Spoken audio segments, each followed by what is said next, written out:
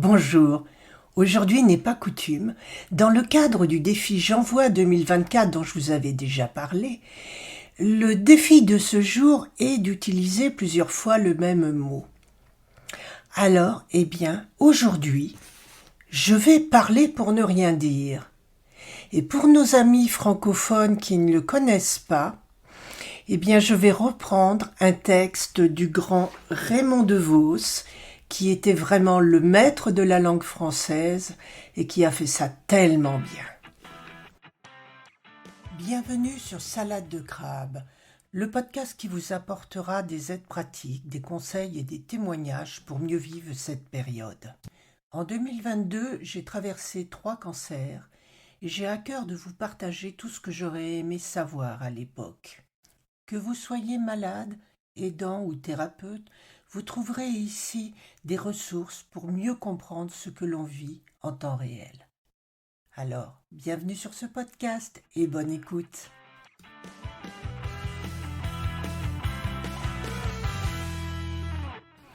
Parler pour ne rien dire. Mesdames et messieurs, je vous signale tout de suite que je vais parler pour ne rien dire. Oh, je sais, vous pensez, s'il n'a rien à dire, il ferait mieux de se taire. Évidemment, mais c'est trop facile. C'est trop facile. Vous voudriez que je fasse comme tous ceux qui n'ont rien à dire et qui le gardent pour eux ? Eh bien non, mesdames et messieurs. Moi, lorsque je n'ai rien à dire, je veux qu'on le sache. Je veux en faire profiter les autres. Et si, vous-même, mesdames et messieurs, vous n'avez rien à dire, eh bien, on en parle, on en discute.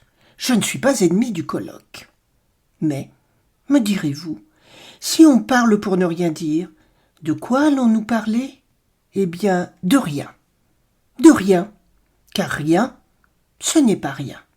La preuve, c'est qu'on peut le soustraire. Exemple, rien moins rien égale moins que rien. Si l'on peut trouver moins que rien, c'est que rien vaut déjà quelque chose. On peut acheter quelque chose avec rien, en le multipliant. Une fois rien, c'est rien. 2 fois rien, ce n'est pas beaucoup. Mais 3 fois rien. Pour 3 fois rien, on peut déjà acheter quelque chose. Et pour pas cher. Maintenant, si vous multipliez 3 fois rien par 3 fois rien, rien multiplié par rien égale rien. 3 multiplié par 3 égale 9. Cela fait donc rien de neuf. Oui, ce n'est pas la peine d'en parler. Bon, parlons d'autre chose. Parlons de la situation, tenez, sans préciser laquelle. Si vous le permettez, je vais faire brièvement l'historique de la situation, quelle qu'elle soit. Il y a quelques mois, souvenez-vous, la situation, pour n'être pas pire que celle d'aujourd'hui, n'en était pas meilleure non plus. Déjà, nous allions vers la catastrophe, et nous le savions, nous en étions conscients. Car il ne faudrait pas croire que les responsables d'hier étaient plus ignorants de la situation que ne le sont ceux d'aujourd'hui. Oui, la catastrophe, nous le pensions, était pour demain. C'est-à-dire qu'en fait, elle devait être pour aujourd'hui, si mes calculs sont justes. Or, que voyons-nous aujourd'hui ? Qu'elle est toujours pour demain. Alors, je vous pose la question, mesdames et messieurs, est-ce en remettant toujours au lendemain la catastrophe que nous pourrions faire le jour même que nous l'éviterons ? D'ailleurs, je vous signale entre parenthèses que si le gouvernement actuel n'est pas capable d'assurer la catastrophe, il est possible que l'opposition s'en empare. Voilà, c'était un texte écrit par Raymond DeVos, et j'espère ne l'avoir pas trop massacré. C'était un auteur et un humoriste qui avait un don particulier pour jouer avec les mots.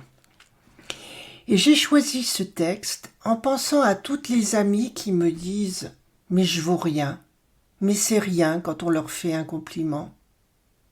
Et pourtant, ce n'est jamais rien.